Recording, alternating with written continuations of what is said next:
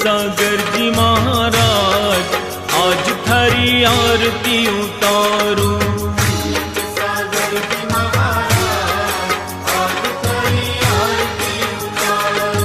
आरती उतारू थारी मूरत निहारू।